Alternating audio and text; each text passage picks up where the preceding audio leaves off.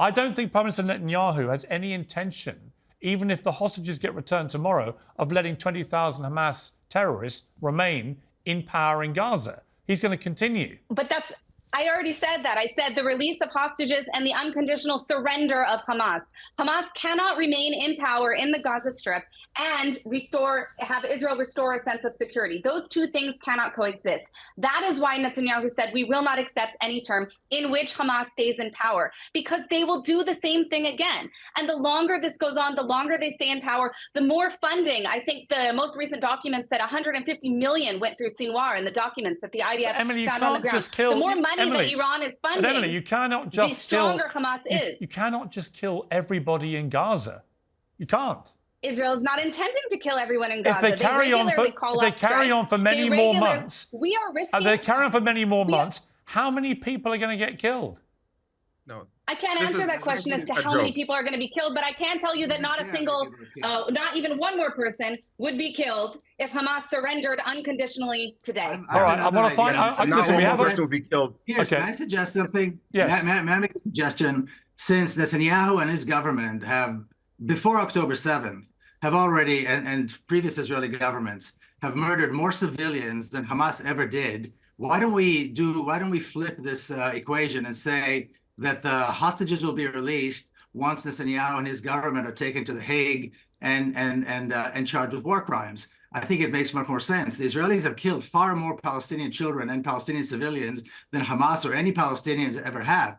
Israeli attacks on Gaza preceded Hamas by decades. Israeli attacks in the West Bank go on. Israeli attacks in Jerusalem go on where Hamas is not in charge. Okay. So, I mean, this whole Hamas excuse is ridiculous. Okay. Why don't we do this? Okay. Let's wait till we remove Netanyahu's government and then negotiate. I think that should be the condition. And the Israeli military, which is a genocidal terrorist organization, is disarmed and dismantled. That will be a good time. Okay, let me give the final word to the Palestinian on the panel, which is you, Omar. Look, we have to stop this pretense that Israel is engaging in accidental violence in which Palestinian civilians are killed. Every major human rights organization in the world, including, by the way, Israeli human rights organizations, document that the Israeli military is engaging in indiscriminate violence against civilians. And that is why the International Court of Justice has found that there is actually a plausible case for Israel being engaged in genocidal violence in Gaza. And that should tell you something. And we have to stop pretending that you can kill this many people on accident. And just one issue with something that you mentioned, Piers, I don't think this is a question of proportionality.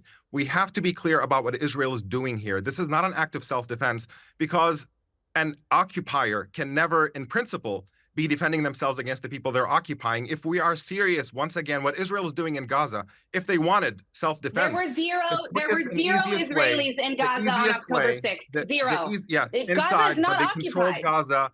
They bombed it at will whenever they wanted to, and they prevented Palestinians in Gaza from going in and out. You never mention Egypt. No responsibility for Egypt. Everything is always Israel's fault. Emily, you know the problem with that argument. The problem with that argument is this: is that when it wanted to, at the start of this war, Israel had the power and capability to turn off the energy into Gaza, to turn off the internet, to turn off the water, to turn off the food supply. That is a form of occupation, even if you're not physically inside Gaza. That's actually false. What Israel is defending is a wasn't able to turn off all of the water. Yes, it is. They only control 30% of the water. Not all of it, but it was able to turn it off for a lot of people. I don't think Israel should have that power over any Palestinians. If Israel was interested in self-defense, I don't think that a terrorist organization should be ruling Palestinians either. I don't think that. I agree with you about that. Is ruling Israel. I agree with you. I agree with you on that point, Emily. Nuclear power is ruling Israel. Okay, listen. I've got to bring it to an end. It was a good debate. Thank you. I've got to leave it there. I'm sorry. We've run out of time. We've gone longer than I was expecting to. I appreciate the passion on all sides. I hope we can get to a point where this ends and people stop dying. I think we can all agree with that. So thank you, all of you, for joining me. I appreciate it.